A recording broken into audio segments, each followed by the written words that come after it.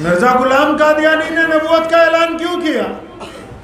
अंग्रेज ने यह फितना क्यों शुरू किया? इसके पस मंजर को हर एक मुसलमान को नहीं, हर हिंदू भाई को, सिख भाई को, हर एक दलित को, इस मुल्क के तमाम कबाइल के लोगों को यह जानना पड़ेगा कि आखिर जो फित्तीन लोग हैं, जो बेईमान हैं, जो मुल्क की जंग आज़ादी के गद्दार हैं, इनका चेहरे के पीछे आखिर वो कौन सी ताकतें छुपी हुई हैं। अगर आप इनको नहीं जानेंगे तो गलत फहमी में अपने ही हाथ से अपने ही पाँव के ऊपर कुल्हाड़ा मारने के लिए रईसुल अहरार मौलाना हबीबुर रहमान लुधियानवी रहमतुल्लाह अलैह फरमाया करते थे कि कादियानियत का मसला मजहबी नहीं, सियासी है। अब बहुत सारे लोग सब पूछेंगे सियासी कैसे? अंग्रेज ने इसलिए शुरू किया ताकि ये जो देश की आज़ादी में मुसलमान आगे बढ़ के लड़ रहे, ये 1857 में जो हज़ारों उलमा ने कुर्बानियाँ दी हैं, ये जो मुसलमानों ने अंग्रेज़ के खिलाफ सबसे अगली सफ में खड़े होकर लड़ाई लड़ी है, तो अंग्रेज़ ने ये तय किया कि अगर पहली फ्रंट लाइन वाले सिपाहियों को हटा दिया जाए तो हम इस देश में लंबे टाइम तक राज करेंगे।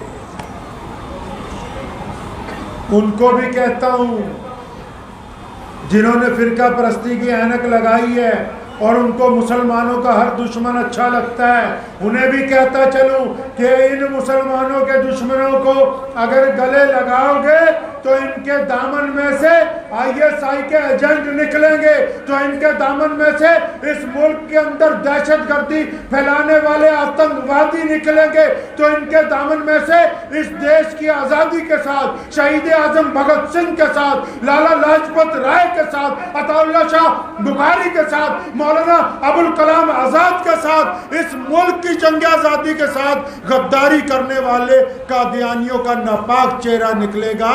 इसीलिए हमारे हर एक दुश्मन को गले ना लगाया करो। कुछ दुश्मन सिर्फ हमारे नहीं, वो हमारे और इस मिट्टी के मुश्तरका दुश्मन है, इस बात को याद रखा करो। इसलिए अंग्रेज ने ये फितना बनाया कि जो फ्रंट लाइन में मुसलमान हैं वो पीछे हटें। उनके पीछे हटने से क्या फायदा होगा कि मुल्क जो 1857 में आज़ाद हो जाता, मुल्क जो 19वीं सदी की इब्तदा में आज़ाद हो जाता, तो फ्रंट लाइन को हटाने से नुकसान ये हुआ कि मुल्क और 100 साल बाद आज़ाद हुआ। तो ये अंग्रेज़ का सियासी हरबा था, सिर्फ हमारी मजहबी लड़ाई नहीं थी।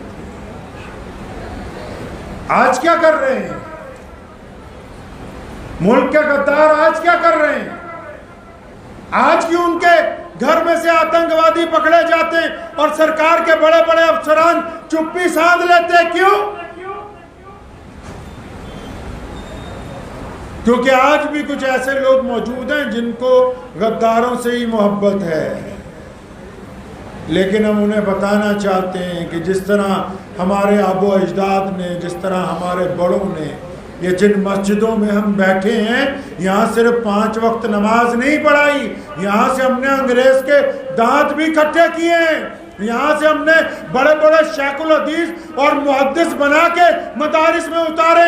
यहाँ से हमने नूरानी कायदे जैसी किताबें लिख के पूरी दुनिया के मुसलमानों को पढ़ने के लिए दी हैं। यहाँ से हमने मिर्जा कादियानियत के खिलाफ पहला फतवा जारी किया है। यहाँ से हमने अंग्रेज के खिलाफ 1857 की जंग आज़ादी का पहला ऐलान किया है। यहाँ से हमने हिंदुस्तान के मुसलमानों को और हिंदुओं को एक साथ मिल के 1882 में अंग्रेज के खिलाफ लड़ने का आह्वान किया है। यहाँ से हमने हिंदू पानी और मुसलमान पानी को ख़त्म करके मुल्क की एकता के लिए एक पानी पीने का ऐलान किया है। हमने मस्जिदों में सिर्फ नमाजें नहीं अदा की। हमारे पास एक तारीख है जो इस मुल्क के लिए भी फख्र की बात है, हमारी कौम के लिए भी फख्र की बात है। हम जब नमाज पढ़ते हैं सिर्फ इसलिए नहीं पढ़ते अल्लाह को राजी करना, हम इसलिए पढ़ते हैं कि हमारा दिल पाक हो जाए। हम इसलिए पढ़ते हैं कि हम गैरों के साथ जब मिले तो मोहब्बत से मिले। हम इसलिए नमाज पढ़ते हैं कि जब गरीब मिलता है तो हम उसको उठा के अपनी छाती से लगाते हैं। हम इसलिए मिलते हैं कि गोरा और काला एक सफ के अंदर खड़ा हो जाए। हम इसलिए मस्जिद के अंदर नमाज पढ़ते हैं ताकि दिलों में से नफरतों को खत्म करके मोहब्बतों को आम कर दिया जाए। मस्जिदें सिर्फ नमाज नहीं सिखाती, मस्जिदें इंसान को जिंदगी जीने का रास्ता अता करती हैं।